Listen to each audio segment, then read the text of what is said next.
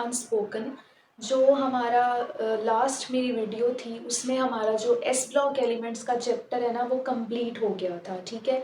तो आज हमने न्यू चैप्टर अपना स्टार्ट करना है जो आपकी एफएससी सेकेंड ईयर का थर्ड चैप्टर है, जिसका नाम है group 3A and group 4A elements.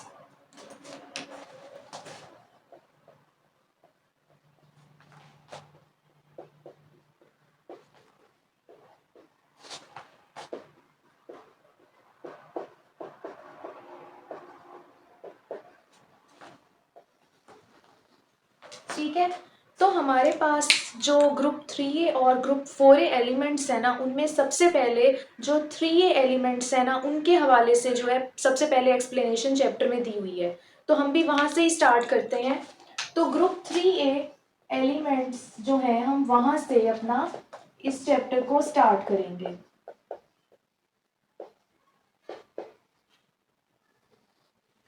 तो सबसे पहले हम ये देख लेते हैं कि हमारे पास जो ग्रुप 3A है उसके अंदर कौन कौन से एलिमेंट्स आते हैं। तो इसमें सबसे पहले हमारे पास आता है बोरॉन, एल्यूमिनियम, गैलियम, इंडियम और थैलियम, ठीक है। तो हम इसकी जो पूरी रो है ना हमारे पास ग्रुप 3A एलिमेंट्स की, उसको हम ना एक स्टेटमेंट से याद कर सकते हैं, जो कि मैं इधर लिख रही हूं। Beautiful all girls in Thailand, ठीक है। तो हमारे पास ना इस स्टेटमेंट से हम इस ग्रुप की जो पूरी हमारे पास रो है उसको हम याद कर सकते हैं कि इसमें कौन कौन से एलिमेंट्स हैं। ब्यूटीफुल बोरॉन को शो करता है, ऑल एल्यूमिनियम को शो करता है, गर्ल्स गैलियम को शो करती हैं, जो इन है वो इंडियम को शो करता है और थाईलैंड जो है वो थैलियम को शो करता है, ठीक है। तो यहाँ से हम क्या बता सकते हैं कि हमारे पास ना कौन कौन से एलिमेंट्स ग्रुप 3A में प्रेजेंट है। तो ये इन्हें याद करने का बहुत ही आसान सा तरीका है। अब हमारे पास हम देख लेते हैं कि इनकी कन्फिग्रेशंस नहीं, एटॉमिक नंबर कौन कौन से हैं। बोरॉन का होता है 5, एल्यूमिनियम होता है 13, गैलियम होता है हमारे पास 31, इंडियम होता है 49 और थैलियम होता है 81, ठीक है। तो हमारे पास इसके जो एटॉमिक नंबर है, अब हमें एटॉमिक नंबर के हवाले से पता चल गया कि कौन कौन से एटॉमिक नंबर एलिमेंट्स में मौजूद होते हैं। अब हम देख लेते हैं इनकी इलेक्ट्रॉनिक कन्फिग्रेशन।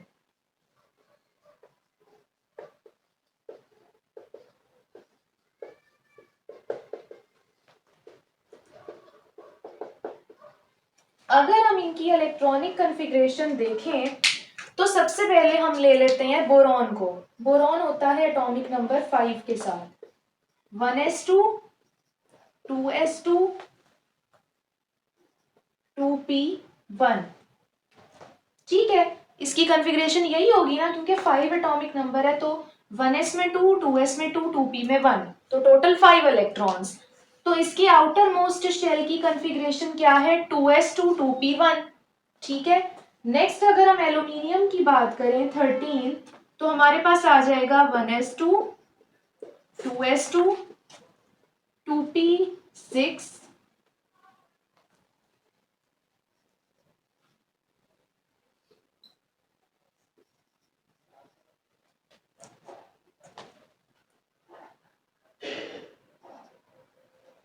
तो इसमें भी हमारे पास जो कन्फिग्रेशन है एल्यूमिनियम में, वहां आउटर मोस्ट शेल में हमारे पास कितने हमारे पास आ जाते हैं इलेक्ट्रॉन्स, 3 इलेक्ट्रॉन्स, ठीक है। उसी तरह अगर हम बाकी जो हमारे पास एलिमेंट्स हैं, जैसे अगर गैलियम की हम देखें तो गैलियम में भी हमारे पास जो आउटर मोस्ट शेल होता है ना, जो आउटर मोस्ट शेल है वहां हमारे पास कॉन्फ़िगरेशन होती है 4s2 और 4p1, ठीक है।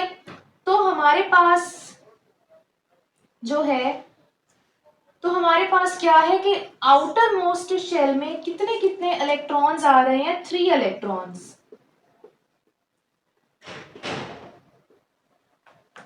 जितने भी एलिमेंट्स हमारे पास ग्रुप 3A के अंदर मौजूद हैं उनके आउटर मोस्ट शेल की अगर हम कन्फिग्रेशन देखें तो वहां हमारे पास कितने इलेक्ट्रॉन्स होते हैं? 3 इलेक्ट्रॉन्स, ठीक है। तो इसका मतलब हमारे पास जो ग्रुप 3A है उसका नाम ग्रुप 3A क्यों रखा गया? क्योंकि इन जितने भी इनमें इसमें एलिमेंट्स होंगे ना, उनके आउटर मोस्ट शेल में 3 इलेक्ट्रॉन्स मौजूद होंगे, ठीक है। तो ये हमारे पास कितने बॉन्ड्स इनको बनाने चाहिए? 3 बॉन्ड इनको प्रोड्यूस करने चाहिए जो हमारे ग्रुप 3A के एलिमेंट्स हैं, ठीक है। तो ये इनकी इलेक्ट्रॉनिक कन्फिग्रेशन हो गई। नेक्स्ट हम देख लेते हैं इनकी अकरेंस, कि ये नेचर में हमारे पास कहाँ कहाँ प्रेजेंट होते हैं। नेक्स्ट हमारे पास आ जाती है अकरेंस। सबसे पहले हम बोरॉन की बात कर लेते हैं। बोरॉन जो है हमारे पास ना अबेंडेंट एलिमेंट है। जो हमारे पास ग्रुप 3A एलिमेंट्स होते हैं ना, उनमें बोरॉन और एल्यूमिनियम सबसे ज्यादा अबेंडेंट एलिमेंट्स हैं जो नेचर में सबसे ज्यादा क्वांटिटी में पाए जाते हैं। तो हम सबसे पहले बोरॉन को देख लेते हैं। So boron is the abundant element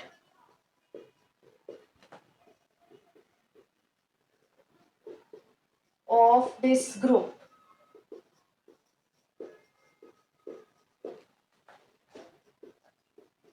Boron is present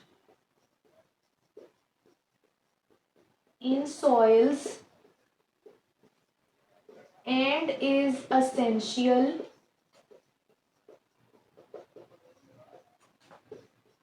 for the growth of plants.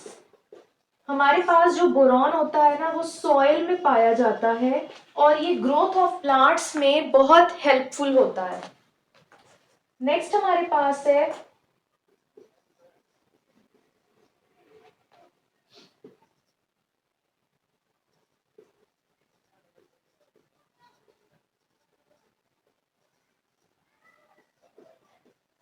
boron is also present as oxyborate ions in nature.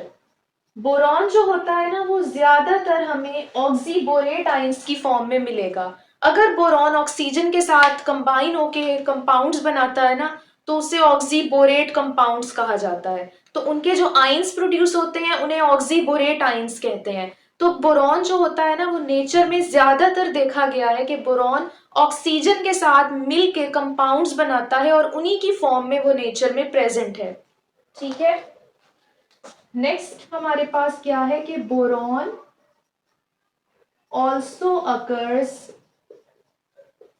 as salts of boron also occur as salts of polyboric acids. जो पोलीबोरिक acids होते हैं ना, आपने boric acid का word जो है वो सुना होगा, H3BO4 या H3BO3 ऑर्थोबोरिक एसिड जो होता है। तो पोलीबोरिक एसिड्स वो होते हैं जिनमें हमारे पास ना बोरिक एसिड जो है वो बहुत सारे अटैच हो, तो वो पोलीबोरिक एसिड्स हो जाते हैं, ठीक है। तो उनके जो सॉल्ट्स बनते हैं ना, तो उनमें भी बोरॉन हमारे पास प्रेजेंट होता है और पोलीबोरिक एसिड्स के सॉल्ट्स अर्थ क्रस्ट में भी पाए जाते हैं। तो बोरॉन वहां भी उस फॉर्म में प्रेजेंट है, यानी कि बोरॉन एलिमेंटल फॉर्म में कभी भी हमें नहीं मिलेगा। बोरॉन जो है वो कंपाउंड्स की फॉर्म में नेचर में प्रेजेंट है, ठीक है। तो ये बोरॉन की हमारे पास अकरेंस आ गई। नेक्स्ट अब हम देख लेते हैं एल्यूमिनियम की अकरेंस।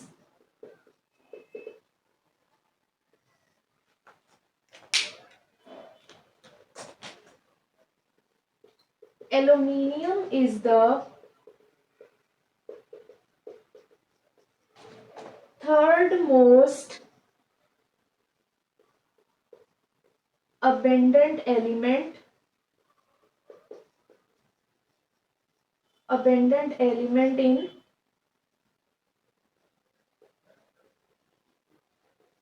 Earth's crust, ठीक है।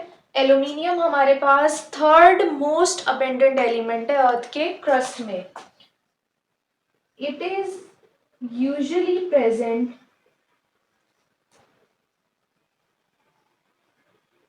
As alumino silicate minerals. Aluminium जो है हमारे पास एल्यूमिनो सिलिकेट मिनरल्स की फॉर्म में नेचर में प्रेजेंट होता है। एल्यूमिनो सिलिकेट का क्या मतलब है कि एल्यूमिनियम ने ना सिलिका के साथ कंपाउंड बनाया हुआ है और उसी की फॉर्म में वो अर्थ क्रस्ट में प्रेजेंट है। तो ये हमारे पास एल्यूमिनियम की क्या हो गई, अक्रेंस हो गई। नेक्स्ट जो हमारे पास ये तीन कंपाउंड्स हैं, एलिमेंट्स हैं, गैलियम, इंडियम और थैलियम।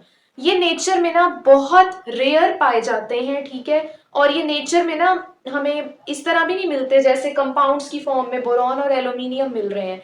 इन्हें हमें ना दूसरे मेटल्स से प्रोसेस करके ना निकालना पड़ता है। इनको हम यानी लैब में प्रोड्यूस कर सकते हैं। ये हमें नेचर में बहुत ही रेयर जो है इनकी अक्रेंस है, ठीक है। तो ये नेचर में हमें इतने ज्यादा नहीं मिलते।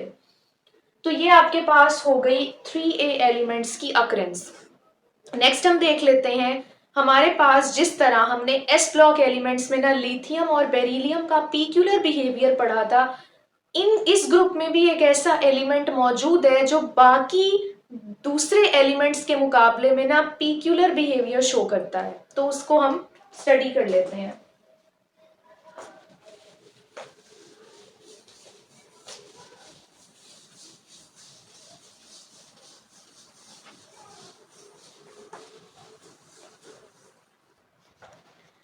हमारे पास आ जाता है पीक्यूलर बिहेवियर ऑफ बोरॉन, ठीक है। आपने देखा होगा कि जो 3A एलिमेंट्स है ना उनके जितने भी एलिमेंट्स हैं वो 3 बॉन्ड्स ही बनाते हैं सिर्फ, लेकिन हमारे पास जो बोरॉन होता है ना वो 5 बॉन्ड्स भी बना सकता है, ठीक है।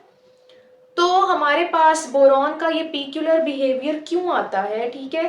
तो बोरॉन जो होता है ना उसके पास वैसे तो हमारे पास हाइब्रिडाइजेशन भी इस चीज को दिखाती है, लेकिन इसमें ये चीज डिस्कस नहीं की गई, लेकिन ये बोरॉन का पीक्यूलर बिहेवियर है। तो हम अब जो हमारी बुक में लिखा हुआ है ना हम वो डिस्कस करेंगे। तो फर्स्ट ऑफ ऑल हमारे पास आ जाता है नंबर 1 पे है non metallic behaviour.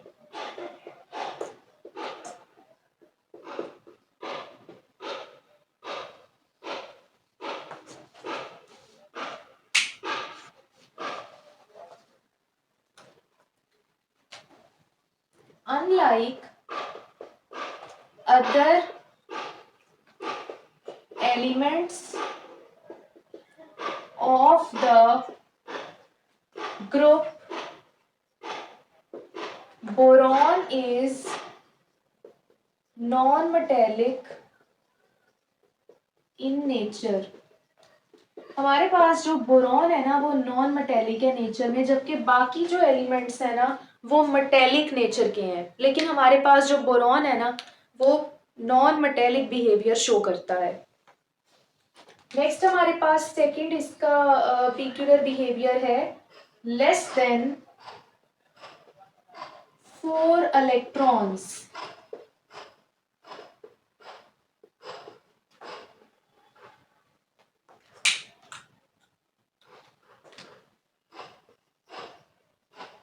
Boron is the only element which has less than 4 electrons in the outermost shell। अब बोरॉन जो है ना वो बाकी जितने भी एलिमेंट्स हैं उनमें नहीं देखा गया कभी भी कि उनके आउटर मोस्ट शेल में ना 3 इलेक्ट्रॉन्स मौजूद हों सिर्फ, लेकिन यानी 4 इलेक्ट्रॉन से लेस इलेक्ट्रॉन्स उनमें मौजूद हों। लेकिन बोरॉन के अंदर जो है वो ये प्रॉपर्टी है कि उसके अंदर ना 4 इलेक्ट्रॉन से कम इलेक्ट्रॉन्स मौजूद हैं, ठीक है। तो ये भी इसका पीक्यूलर बिहेवियर है। नेक्स्ट हमारे पास थर्ड जो आ जाता है वो है oxidation states.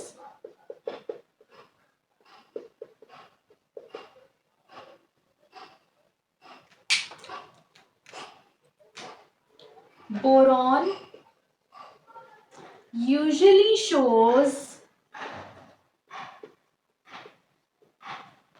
Oxidation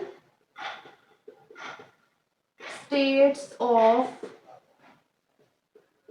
+3 and -3। Boron जो होता है ना वो +3 ऑक्सीडेशन भी शो करता है, -3 ऑक्सीडेशन भी शो यानी ऑक्सीडेशन स्टेट भी शो करता है।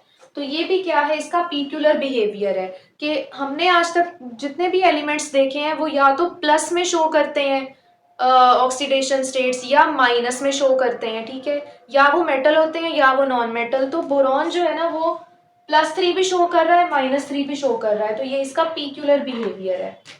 नेक्स्ट हमारे पास आ जाता है मॉलिक्यूलर आयोनिक कंपाउंड्स।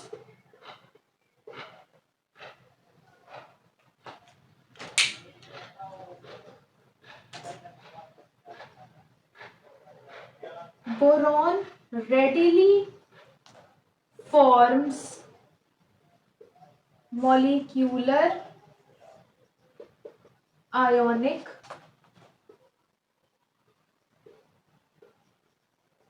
कंपाउंड्स, ठीक है। बोरॉन जो है ना वो मॉलिक्यूलर आयोनिक कंपाउंड्स बनाता है, ठीक है, यानी कि ये मॉलिक्यूल की फॉर्म में आयोनिक कंपाउंड बनाएगा, एलिमेंट की फॉर्म में आयोनिक कंपाउंड ये बिल्कुल भी नहीं बनाएगा, ठीक है। तो ये भी इसका क्या है, पीक्यूलर बिहेवियर। फिफ्थ पॉइंट आ जाता है ionic compounds.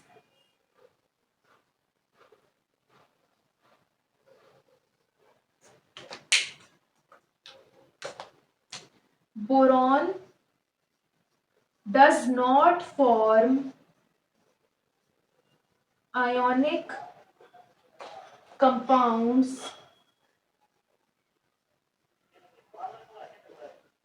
with sulfur, nitrogen, oxygen, etc. because it has no stable cation।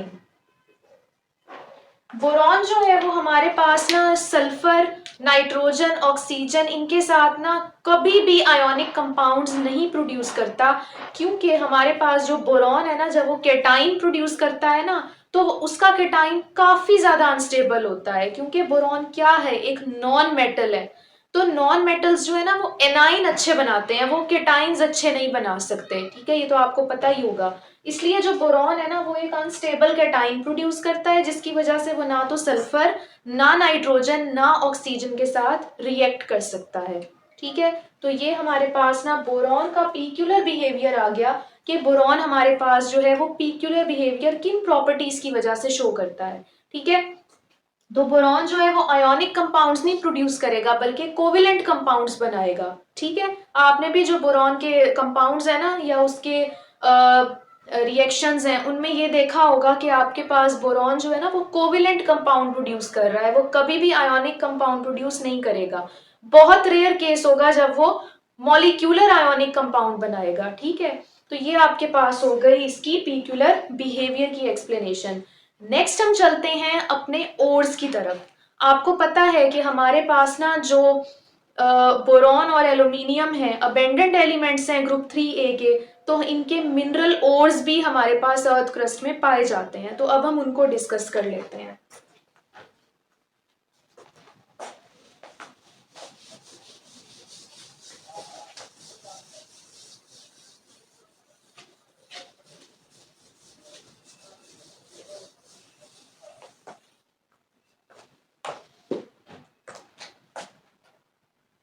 Mineral ores,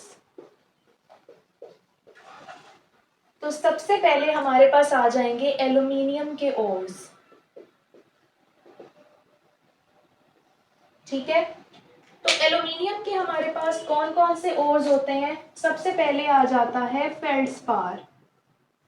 फेल्ड्स्पार हमारे पास क्या होता है, K2O dot Al2O3 dot 6iO2, ठीक है। तो फेल्ड्स्पार का ये हमारे पास केमिकल फॉर्मूला होता है। नेक्स्ट हमारे पास आ जाता है क्रायोलाइट।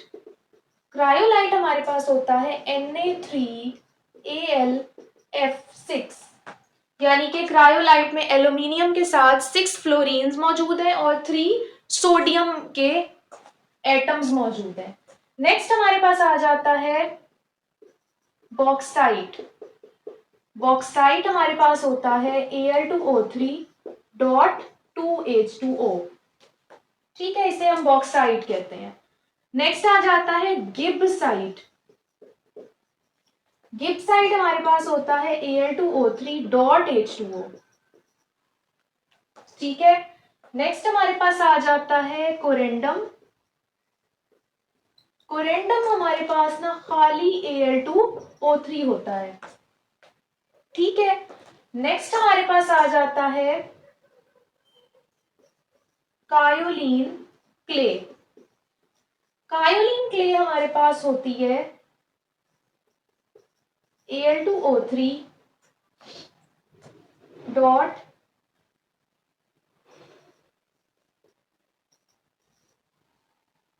H2O।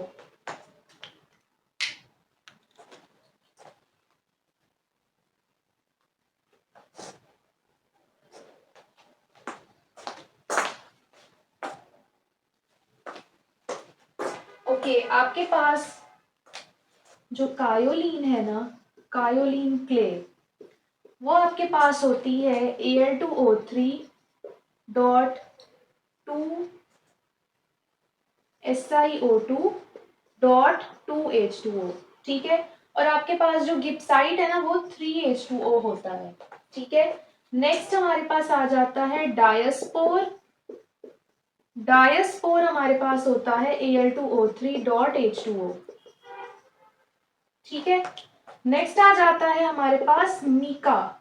मीका हमारे पास होता है KH2Al3SiO4 थ्राइस।